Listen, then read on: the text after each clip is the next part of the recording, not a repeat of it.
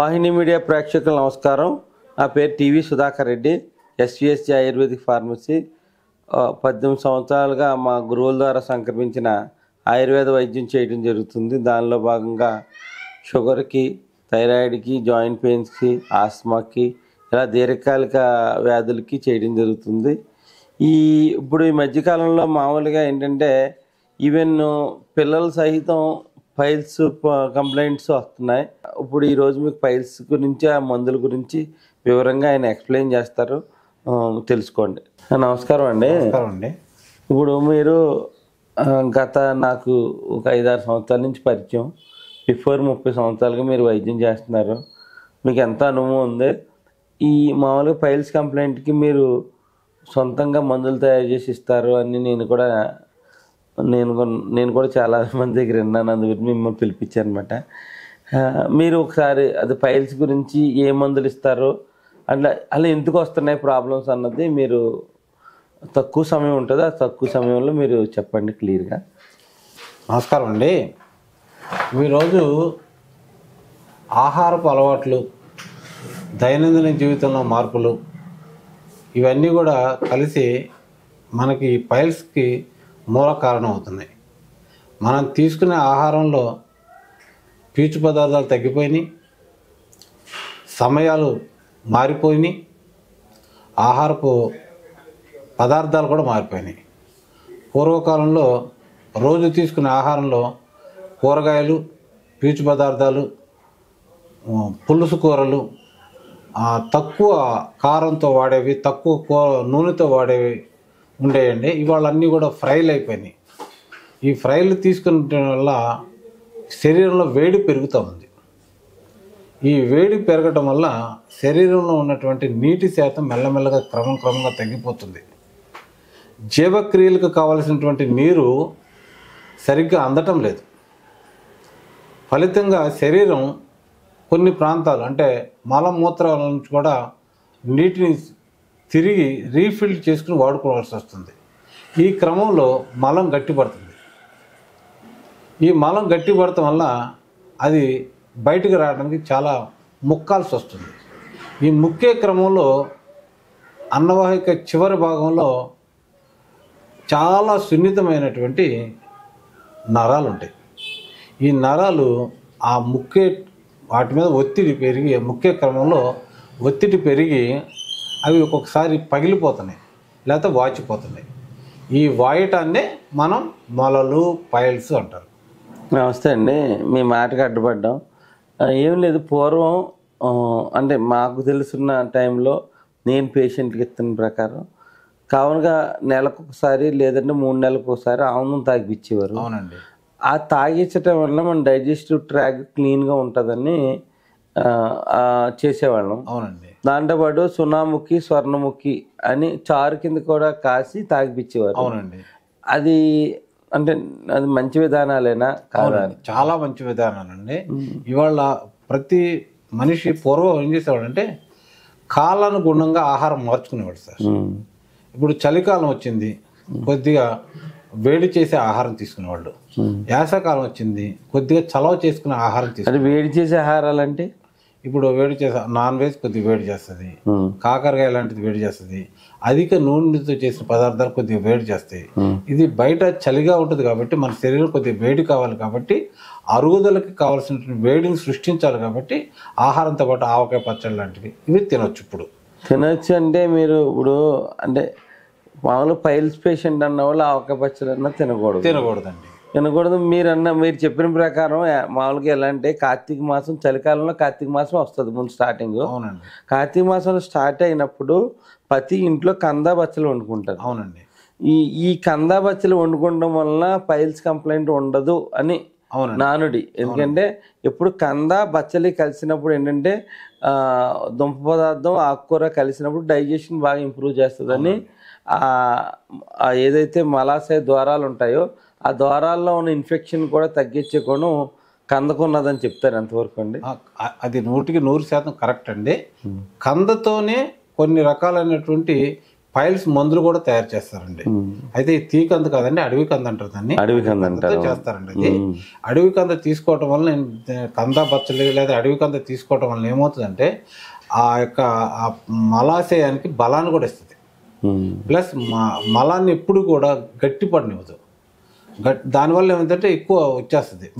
అంటే మోషన్ ట్రాక్ని పల్చగా చేసి మనకు డైజెషన్ ఫ్రీగా చేసే గుణాన్ని పెంచుతుంది. మామూలుగా ఆయుర్వేదంలో అడవి కందని పౌడర్ చేసి మజ్జిగలో కలిపిస్తారు. కలిపివ్వడం వల్ల ఏమవుతుంది, ఆ మలాశయ ద్వారాలు ఫ్రీ అయ్యి ఆ ఫైబర్ వల్ల పొట్ట క్లీన్ అవుతుందండి అది. ప్లస్ మామూలుగా పైల్స్ వచ్చిన పేషెంట్కి ఏ ఇండికేషన్స్ ఉంటాయండి? పైల్స్కి వచ్చినటువంటి పేషెంట్స్కి ఏంటంటే మొట్టమొదటి ఏమైందంటే ముడ్డి ద్వారా కొద్దిగా దురద పుడుతుందండి. మలాశయ ద్వారాల్లో దురద పుడుతుంది. ఆ తర్వాత ఏమైందంటే మలం అనేది ఈజీగా చాలా తేలిక మార్గంలోంచి బయటకు రాదు, ముక్కుతేనే బయటకు వస్తుంది. మోషన్ ట్రాక్ టైట్ అయిపోతుందండి. ఎందుకు టైట్ అయిపోతుందంటే మోషన్ దగ్గర ఉన్నటువంటి నీటిని మనం నీరు తీసుకోవడం తగ్గించినప్పుడు శరీరం ఆ నీటిని కూడా రీఫిల్ చేసుకుని వాడుకోవటం వల్ల మలంలో నీరు తగ్గిపోవటం వల్ల మలం గట్టిపడిపోతుంది. మామూలుగా మలాశయ ద్వారాల్లో హీట్ ఫార్మేషన్ అవటం వల్ల జరుగుతుందండి ఇది. అవునండి. మరి హీట్ ఫార్మేషన్ తగ్గించకుండా మీరు ఏం రెమెడీస్ చెప్తారు?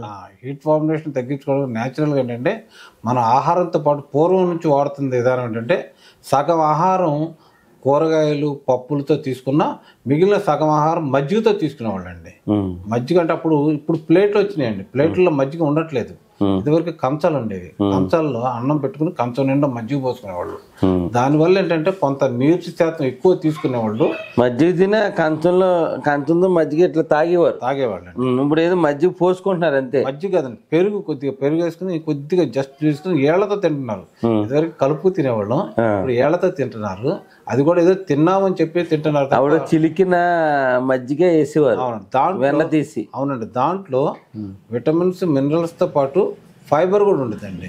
ఆ ఫైబర్ లోపలికి వెళ్ళి మనకు కావాల్సిన ఫైబర్ని తయారు చేసి మలాన్ని పలచన చేయటం వల్ల మనం అనేది ఈజీగా వచ్చేస్తుంది. ప్లస్ శరీరంలో హీట్ అనేది ఎప్పుడు ఫామ్ చేయదండి.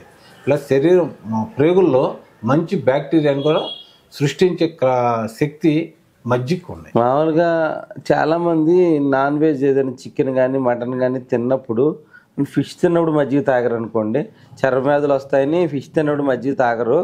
చికెన్ మటన్ తిన్నప్పుడు మట్టుకి ఒక గ్లాసు పల్చటి మజ్జిగలో 1 టీ స్పూన్ కండ చక్కెర వేసి తాగుతారు. ఎందుకంటే ఓవర్ హీట్ ఫార్మేషన్ ఉండదు. అది కరెక్టే అంటారా? కరెక్ట్. కానీ అది ఎమ్మటే తాగకూడదండి, కొంత గ్యాప్ ఇచ్చి తాగాలండి. గ్యాప్ ఇచ్చి తాగితే అది కూడా మంచిదే, హీట్ ని తగ్గించింది. ఎందుకంటే ఎంత సమయం ఉండాలండి గ్యాప్? అండి 2 hours అని ఉంటే మంచిది సార్.